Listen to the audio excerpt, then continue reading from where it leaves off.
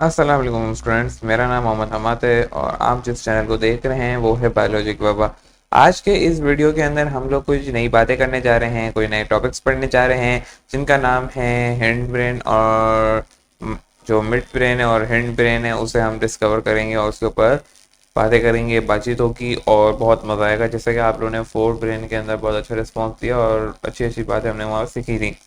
तो हमने पूरा ब्रेन पढ़ा। सबसे पहले अगर मैं आपको यहाँ से दिखाऊं, हमने सबसे पहले ब्रेन पढ़ा, ब्रेन के बारे में पढ़ा, ये पिक्चर दिखाई, फिर इसके बाद हमने ब्रेन का स्ट्रक्चर बना के आपको दिखाया और हम लोगों ने कल की वीडियो में फोर ब्रेन को कवर अप कर दिया था यहाँ तक। आज मिड ब्रेन पढ़ेंगे, फिर इसके बाद ये हिंड ब्रेन है, इसी को आज की वीडियो में कवर अप करेंगे। नेक्स्ट वीडियो के अंदर बहुत इंपॉर्टेंट वीडियो होने वाली वो है स्पाइनल कॉर्ड के ऊपर। तो जब तक के लिए आज के वीडियो को हम स्टार्ट करते हैं और उसके अंदर सबसे पहले हम पढ़ेंगे फोर ब्रेन के सॉरी मिड ब्रेन के बारे में। मिड ब्रेन छोटा सा एक पार्ट है, दिखने में मैं आपको दिखाया हुआ है यहाँ पे भी कि एक छोटा सा यहाँ पे मौजूद है ये मिड ब्रेन और इसके बारे में कुछ बातें करनी है। तो चलिए स्टार्ट करते हैं। एक सवाल मैं आपको यहाँ लिख के दे दूँ। आज की इस वीडियो के अंदर एक सवाल उठाया जाता है या एक सवाल के बारे में बताया जाता है और उसके ऊपर एमसीक्यूज बन सकता है। वैसे तो हम रिप्रोडक्शन के अंदर पढ़ेंगे इसको, फिल वक्त उसको यहाँ देख लें आप सवाल को। सेक्चुअली जो होते हैं सेक्चुअली, जैसे आप सेक्चुअल कैरेक्टरिस्टिक्स कहते हैं, सबसे ज़्यादा जो आपका सेक्चुअली काम करता है वो कौन करता है? ब्रेन करता है। सही है, ब्रेन सबसे बड़ा सेक्चुअली कंट्रोल सेंटर है जहाँ पे सारी सेक्चुअल एक्टिविटीज़ होती हैं। सेक्चुअल जहाँ पे जो होनी होती है वो ब्रेन करवा रहा होता है। तो ब्रेन के बारे में कहा जाए तो ये जो है आपकी सेक्सुअल एक्टिविटीज करवाता है जो कि आपके कंट्रोल में नहीं है। तो ब्रेन क्या करता है ये आप लाइन लिख लें। Brain is the main part main part है जो कि आपकी सेक्सुअल एक्टिविटीज को करवाता है। सही है, मेन पार्ट है टू कंडक्ट सेक्सुअल एक्टिविटीज। सही है, और ये लाइन लिख लें ताकि फिर मिटा दूँ, मुझे जगह नहीं होगी ना तभी। सेक्सुअल एक्टिविटीज, तो ब्रेन के बारे में यही बताया जाता है कि ब्रेन जो है क्या करता है, आपकी सेक्सुअल एक्टिविटी को कन्वर्ट कर रहा है। तो कंडक्ट द सॉरी सेक्सुअल लिखना भूल गया हूँ मैं यहाँ पे।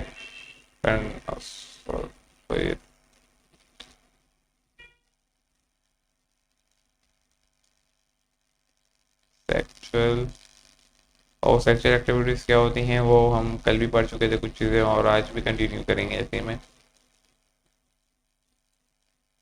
सही है, ये बातें हैं। या फटाफट लिख लें फिर मैं इसको मिटा के फोर हिंड माइंड ब्रेन जो हमारा मिड ब्रेन है उससे स्टार्ट कर दूँ मैं।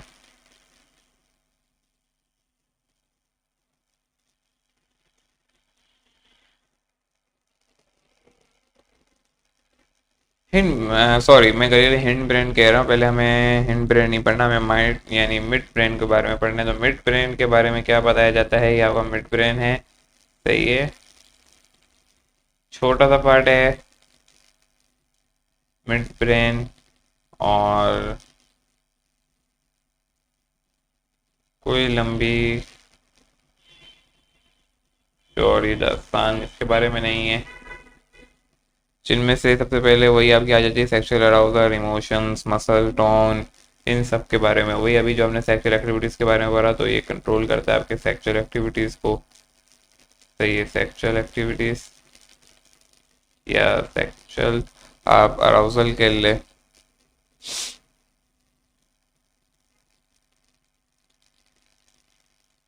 सेक्सुअल एक्टिविटीज़ हो गई या अराउजल हो गई ये सारी। तो कोई और पार्ट नहीं है बॉडी के अंदर जो सेक्सुअल को कंट्रोल करे, तो ज़्यादा ब्रेन ही है। इसके अलावा आपके स्लिप को कंट्रोल करता है ये। स्लिप और मसल स्टोन, रिफ्लेक्स मूवमेंट, ये सारी इसके पास होती हैं। छोटी सी एक बात थी, इसको भी आप देख लें। और उसके बाद हम आ जाते हैं असल कहानी पे, वो है हैंड ब्रेन।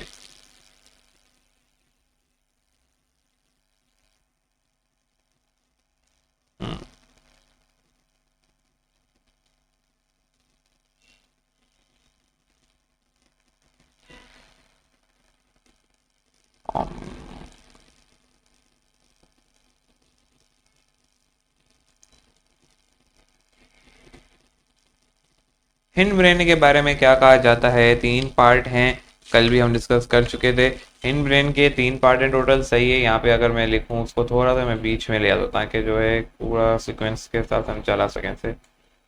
हिंड ब्रेन को मैं यहाँ बीच में लिख देता हूँ ताकि हम एक साथ तीनों को पढ़ेंगे और फटाफट ख़त्म करेंगे।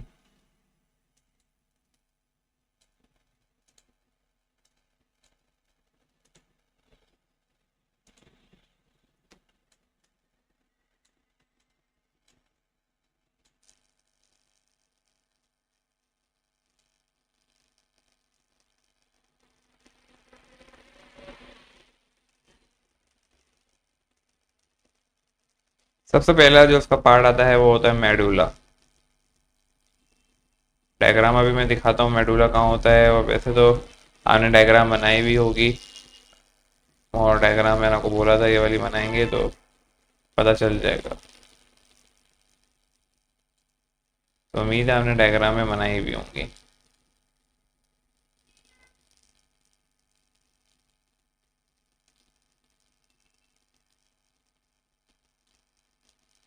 तो ये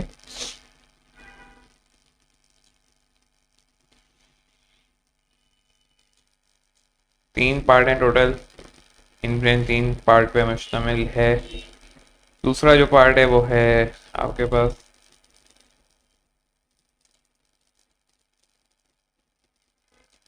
फोन का और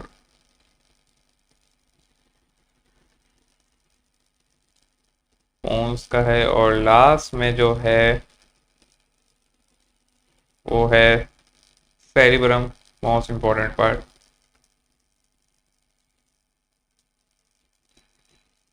जिन्होंने पहले दो लेक्चर नहीं देखे हैं वो जाके सबसे पहले उन दो लेक्चर्स को भी देख लें ताकि हम पता चल जाए हम क्या पढ़ रहे हैं, वरना से पूरे लेक्चर देखोगे तो समझ नहीं आएगा। मिड ब्रेन के बारे में पढ़ा, अभी आ गया हिंड ब्रेन आपका। हिंड ब्रेन के अंदर ये पोन है, सेब्रम है और मेडुला, सही है। मोस्ट इम्पोर्टेंट पार्ट ये है। तो चलें फिर स्टार्ट करते हैं इसके बारे में क्या क्या कहा जाता है। मेडुला के बारे में सबसे पहले हम पढ़ेंगे कि मेडुला के बारे में क्या क्या कहा जाता है। मेडुला के वही सेक्सुअल अराउजल को कंट्रोल करता है, या सेक्सुअल अराउजल नहीं, सॉरी सेक्सुअल अराउजल नहीं, वो पोन करता है, सॉरी सॉरी। ये आपके वो सारी एक्टिविटीज़ को कंट्रोल करता है जो इनवॉलेंट्री हैं, सही है। ये आपके या इनवॉलेंट्री, जिसे आप लोग इनवॉलेंट्री एक्टिविटीज़ कहते हैं, सही है। इनवॉलेंट्री का मतलब होता है जो कंट्रोल में ना हो। वेरी एक्टिविटीज़ को कंट्रोल करता है, इनवॉलेंट्री एक्टिविटीज़।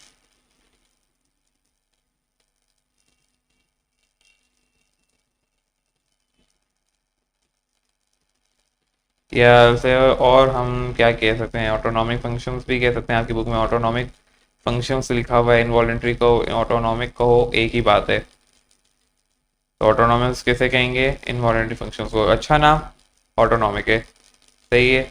बच्चों वाला नाम इनवॉलेंट्री है, लेकिन आप लोग अगर दोनों चीज़ें लिख दो बोर्ड में कि लिखो कि ना मेडुला कंट्रोल इनवॉलेंट्री, साथ में ब्रैकेट खोल के ऑटोनॉमिक लिख दो या इनवॉलेंट्री एक्टिविटीज़ लिख दो, तो क्या ही मज़ा आ जाएगा, फिर तो मार्क्स पक्के बनते हैं। तो इनवॉलेंट्री एक्टिविटीज़ के अंदर क्या क्या आ जाती हैं आपको ये भी देखना होगा। जैसे कि आपकी सबसे पहले जो आती है इसके अंदर वो आती है ब्रीदिंग, सही है। ब्रीदिंग हो गई, हार्ट रेट हो गया और डायजेशन हो गई, ये सारी चीज़ें आ गई, सही है। स्वेल हो गया, ब्लड प्रेशर हो गया, ये सारी चीज़ें इसमें आ जाती हैं। आपके डेली एक्टिविटीज़, यूरिन फॉर्मेशन जो हो रही होती है कंट्रोल में नहीं है, आपके यूरिन खुद ब खुद फॉर्म हो रही हो, जाओ चाहो कि नहीं भाई यूरिन फॉर्म ना हो, नहीं भाई आपके कंट्रोल में, सही है। तो डायजेशन आपके कंट्रोल में नहीं है, आप बोलोगे अभी डायजेशन ना हो, ऐसा नहीं हो सकता। तो ये सारे इनवॉलेंट्री है जो मेडुला कंट्रोल कर रहा होता है। मेडुला वो पार्ट है ब्रेन का जो कि भाई आपकी नहीं सुनता, वो सिर्फ और सिर्फ अपनी सुनता है। आपका बॉडी का एक पार्ट है ब्रेन, वो आपकी नहीं सुन रहा, तो फिर दूसरे आपकी कैसी सुनेंगे। एक लाइन लिखती है, मज़ा आ जाएगा सुन के, बहुत गहरी बात की है इसमें मैंने। आगे चलो फिर इसके बाद पोन्स के बारे में आ जाओ जल्दी से। इसके अंदर कहा जाता है कि ये आपका लोकेशन होती है, लोकेशन में यानी लिख रहा पढ़ लेना। मैं वर्बली बता दूँ, मेडुला के टैंड होता है सही, locate above the medulla, medulla के ऊपर होता है पोन, जैसे कि डायग्राम में बनाया के हम दिखाते हैं। ये रहा पोन, फिर उसके बाद मेडुला है नीचे, यानी अबव पोन है, नीचे मेडुला है, सही है। और फिर उसके अलावा उसका क्या होता है, sleep, other influence, rate, pattern of breathing, ये भी वही सेम सेम काम कर रहा होता है, ऑलमोस्ट सिमिलर होता है, सही। अगर मैं यहाँ एक ही बात में इसको कंप्लीट कर दूँ, ऑलमोस्ट सिमिलर टू मेडुला। और लेकिन आप लोग भाई पूरी बात लिखना कि ये सिमिलर होता है टू मेडुला, आप लोग उस तरह से लिखोगे कि सिमिलर, जो आपको अपनी ज़बान में लिखने आना चाहिए। मार्क्स तभी मिलेंगे, रट्टा करोगे नहीं मिलेंगे, बुक की लाइनों रट लोगे नहीं होगा। आपको लिखने आना चाहिए। अगर मैं यहाँ पे लिखा हूँ आपको इस तरह से आप लिख सकते हो कि ना similar to function are almost similar to medulla, like the control the sleeping rate और breathing rate, pattern of breathing, इस तरीके की चीज़ों को कंट्रोल करता है। तो यूँ लिख दोगे अच्छा होगा अपनी ज़बान में। तो मैं यहाँ खाली ऑलमोस्ट लिख देता हूँ मेडुला, ऑलमोस्ट।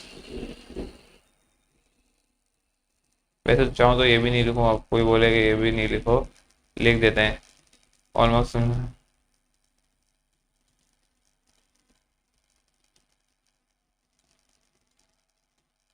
To medulla. और मेडुला का पूरा नाम बताओ भाई जल्दी से कमेंट में। मैं तो यहाँ मेडुला मेडुला कर रहा हूँ, कोई बता दे पूरा नाम क्या है भाई इसका, पता चले। वहाँ पे भी आपने खाली मेडुला लिखा, फिर आपको मेडुला वाले ही मार्क्स मिलेंगे। जल्दी नाम बताओ। जिन्होंने बता दिया अच्छी बात है, कमेंट में लिख दिया होगा, जिन्होंने नहीं बताया मैं बता देता हूँ। मेडुला ऑब्लिगेंटा, याद आया कि अभी भी याद नहीं आया? दिखाऊं, चेक करवाता हूँ। MEO क्या मतलब था? मेडुला ऑब्लिगेंटा, याद करो। अच्छा, सेबरम के पास आ जाओ जल्दी से।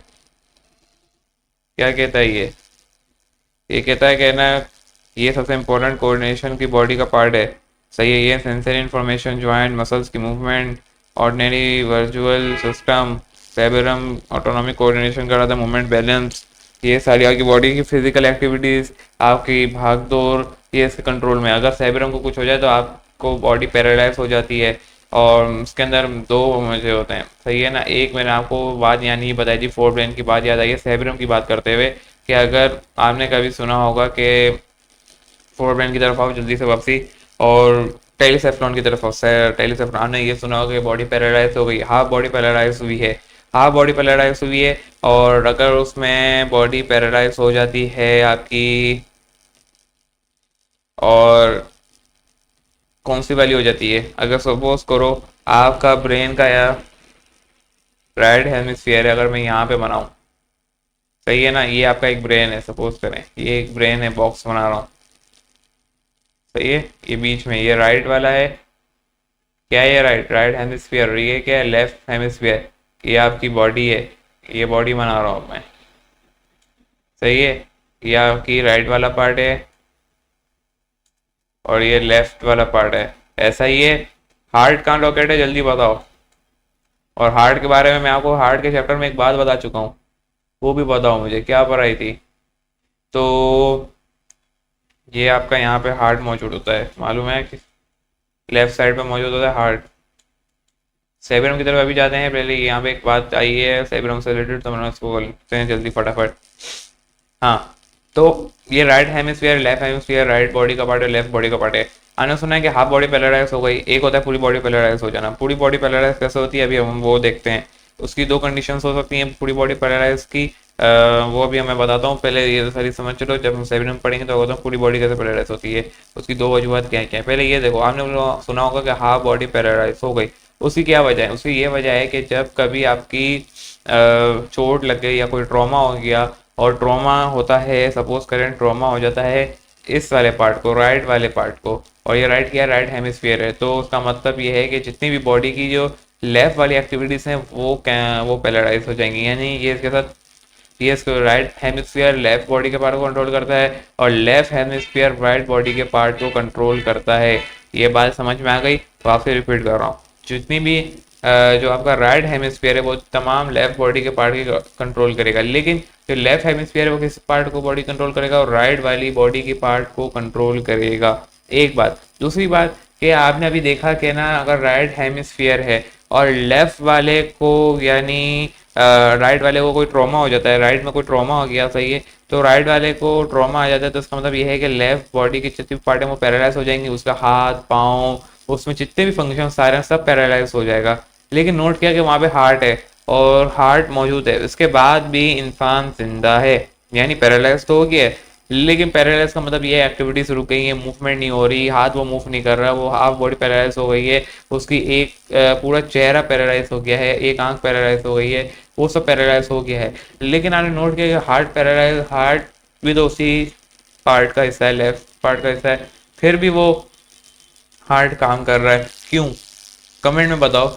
और जिन्होंने बता दिया है वो सही बताया होगा यकीनी तौर पे, मैं देख लूंगा कमेंट, और जिन्होंने नहीं बताया भाई खुदारा जाके पहले हार्ट के चक्र को पढ़ लो। क्यों? क्योंकि वो मायोजेनिक होता है, और मायोजेनिक का मतलब ये होता है सेल्फ एक्सेटरी होता है। सेल्फ सिक्योरिटी का क्या मतलब है? हार्ट किसी के ऊपर डिपेंड नहीं है, हार्ट के पास खुद की न्यूरॉन्स हैं, मायोजेनिक है, उसके पास खुद के अपने नर्व्स हैं, और वो आपने सुना होगा एक नाम था जिसका क्या होना था, फिनेशियल सर्कुलेटरी सिस्टम होती है उसके पास, वो सुनी होगी, कोरोनिक सर्कुलेशन सिस्टम सुनी होगी। हार्ट को किसी को कंट्रोल करने की जरूरत नहीं, हार्ट अपने ऊपर डिपेंडेंट है। यानी अगर ब्रेन का कोई भी पार्ट ट्रॉमा में होने की वजह से पैरालाइज हो जाता है, तो उसका मतलब ये हार्ट को कोई नुकसान नहीं होगा, क्योंकि हार्ट ब्रेन पे डिपेंड ही नहीं करता। अगर ब्रेन पे डिपेंड कर रहा है तो कुछ हद तक हाँ ये है कि हार्ट रेट कम हो जाएगा, हार्ट रेट को कंट्रोल करना बहुत मुश्किल हो जाएगा। थोड़ी सी ऐसी मामला हो सकते हैं जैसे हार्ट अटैक के रेट ज़रूर बढ़ सकते हैं, कि ब्रेन के जो कंट्रोल में नहीं है तो ब्रेन क्या बोलेगा, किसको जाके बोलेगा कि ब्रेन पैरालाइज होगा। और बहुत सारी वजूहत हैं। तो हार्ट ऑफिशियली जो है ब्रेन पे डिपेंड नहीं करता, लेकिन ये ज़रूर है कि अगर हार्ट के रिस्क फैक्टर बढ़ जाते हैं, हार्ट से जो बीमारियां उठ सकती हैं, हार्ट अटैक, डिसऑर्डर्स, ये सारी चीज़ें बढ़ सकती हैं। तो ये बात बतानी थी। अब आपने सुना होगा कि पूरी बॉडी पैरालाइज हो गई, उसकी क्या वजूहत है? ट्रॉमा ऐसा था कि राइट वाले में भी हुआ और लेफ्ट वाले में भी हुआ, समझ में आ गई? यानी दोनों में ट्रॉमा हुआ तो दोनों पार्ट काम करना बंद कर गए, ये भी कर गया बंद, ये भी कर गया, हार्ट पर भी जिंदा है, अभी बोलो। दूसरी वजूहत क्या है? कि सेरेब्रम के अंदर कोई मामला हुए, सेरेब्रम के अंदर कोई चोटें वोटे आ गई, कोई ट्रॉमा हो गया, कोई स्ट्रोक फंस गया, वॉट एवर, ब्लड वेसल फट गई, पता नहीं क्या, कोई भी ट्रॉमा हो सकता है, सही है। तो उससे क्या होगा कि आपकी बॉडी की पूरी बॉडी पैरालाइज हो जाएगी, क्योंकि वो फिजिकल एक्टिविटीज मूवमेंट को कंट्रोल कर रहा था। तो ये सारी बातें बतानी, ऑटोनॉमिक फंक्शंस फॉर डिसऑर्डर खराब हो जाएंगे, जैसे कि डाइजेशन का निज़ाम बिगड़ जाएगा, यूरिन फॉर्म नहीं होगी, और इस वजह से ब्रेन की यहाँ पे, ब्रेन की क्या मतलब, ब्रेन की नहीं, इसे कह सकते हो कि इंसान की डेथ हो सकती है इस वजह से, अगर ट्रॉमा, अगर ट्रॉमा यहाँ हो गया, ट्रॉमा हो रहा है यहाँ पे, अगर यहाँ ट्रॉमा हो गया तो क्या होगा? बॉडी डेड कर जाएगी, यानी इंसान डेड हो जाएगा, सिर्फ एक इस वजह से। उस वजह से क्यों नहीं होगा? क्यों? क्योंकि उसके कंट्रोल में क्या था, यहाँ पे और फोर ब्रेन पे, उसके कंट्रोल में क्या था, ये सारी चीज़ें थी, तो काफ़ी हद तक बचत हो जाती है। लेकिन यहाँ पे बचत नहीं होती, यहाँ पे इंसान सीधी डेड होती है, क्योंकि डाइजेशन ही नहीं होगी, यूरिन फॉर्म नहीं होगी, डाइजेशन नहीं होगी, सही है, वेस्ट प्रोडक्ट नहीं निकलेंगे, और फिर इसके बाद यूरिन फॉर्म नहीं होगी, डायलिसिस कराने पड़ेंगे, तो इंसान ज़्यादा तक जिंदा नहीं रह सकता। अगर ट्रॉमा को रिमूव कर दिया जाए तो मोस्ट वेलकम है, इंसान की फिजिकल हेल्थ बेहतर हो जाती है, तो इंसान बच सकता है। लेकिन अगर उसमें हम ज़्यादा देर इंतज़ार करें कि सेबरम को ठीक नहीं हो रहा, या सेबरम के अंदर कोई ट्रॉमाइज हो गया जो ठीक नहीं हो पा रहा, तो बंदा ज़्यादा देर तक जिंदा नहीं रह सकता, कुछ दिन का मेहमान रह जाता है फिर। लेकिन अगर उसको कोई हल्का चोटी है तो ऑपरेशन से उसको ठीक करके अपनी फिजिकल एक्टिविटीज़ को, अपनी अपनी रूटीन्स जो होती हैं उनमें ला सकते हैं, और बेहतर हो सकती है। तो ये ऑटोनॉमिक को कंट्रोल करता है, मोस्ट इंपॉर्टेंट पार्ट है, आप देख लें, बुक के अंदर बहुत अच्छा लिखा हुआ है, उसको अपनी ज़बान में लिखें, मज़ा आएगा, अच्छे से पढ़ें सेबरम के बारे में। मैं वो जो जो बातें बतानी थी इंपॉर्टेंट वो मैंने बता दी हैं। तो आज के लिए बस इतना ही। इस वीडियो को ज़्यादा से ज़्यादा शेयर करो, लाइक करो, तो ही मैं आगे और वीडियोस बनाऊंगा, वरना मेरे पास इतना टाइम नहीं होता कि मैं यूट्यूब पे बनाऊँ फिर ऑनलाइन मिलूँ। तो जितना ज़्यादा शेयर करोगे उतना मज़ा आएगा, तो मेरे को भी मोटिवेशन मिलेगी, मैं आपके लिए और वीडियोस लाऊंगा ऐसी। और जब तक के लिए मुझे दी इजाज़त, मेरा नाम है हमार, अल्लाह हाफिज़।